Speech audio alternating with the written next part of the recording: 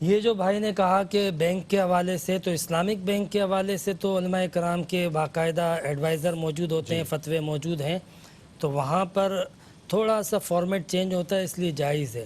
ٹھیک ہے، وہاں پہ طریقہ یہ ہوتا ہے کہ وہ آپ کو پیسے نہیں دیتے ہیں اسلامک بینک والے، جو چیز آپ کو چاہیے ہوتی ہے وہ خریدتے ہیں اور آپ کو قسطوں پر بیچتے ہیں۔ بالکل بالکل چینج ہو جاتا ہے، وہ آپ سے پیسے لے ہی نہیں رہے، پیسے آپ کو دے ہی نہیں رہے، بلکہ آپ کو سامان بیچتے ہیں اور اس کی قیمت لیتے ہیں۔ بالکل وہ بے شک تھوڑا مہنگی بیچتے ہیں، لیکن یہ طریقہ پھر بھی درست ہے۔ کنونشنل بینکنگ میں آپ یہ پرپس تو بتاتے ہو مجھے لون چاہیے گاڑی کے لیے، ہاؤس فائننس کے لیے، لیکن خریدتے آپ خود ہیں، وہ آپ کو پیسے دیتے ہیں اور اضافی پیسے لیتے ہیں۔ بالکل تو یہ بنیادی فرق ہے، اس لیے اسلامک بینکنگ میں درست ہے۔ درست ہے، ٹھیک بھائی نے یہ کہا کہ میری ملکیت میں 6.5 تولہ سونا ہے، تو کیا اس پہ زکوٰۃ ہوگی؟ 7.5 تولہ سونا پہ زکوٰۃ ہوگی، 6.5 تولہ پہ 6.5 تولہ پہ نہیں ہوگی۔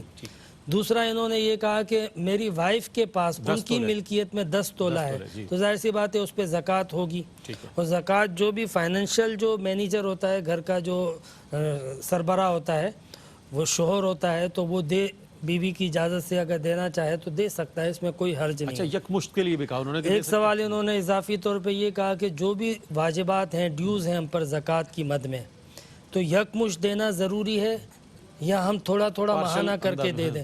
یکمشت دینا ضروری نہیں ہے۔ ٹھیک ہے، ماہانہ دینے میں آپ کو لگتا ہے کہ غریب کا فائدہ ہو رہا ہے کہ ہم اس کو جو ہے وہ بقدر ضرورت دیتے رہیں، تو اس میں کوئی حرج نہیں ہے۔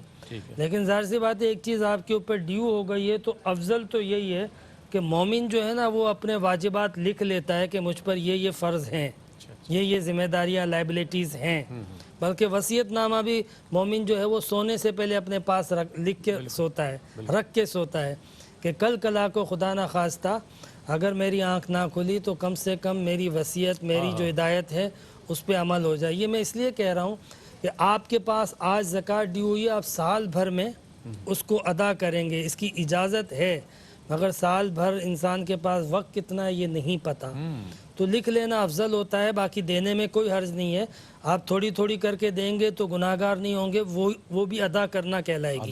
ٹھیک ہے، ادا ہو جائے گی۔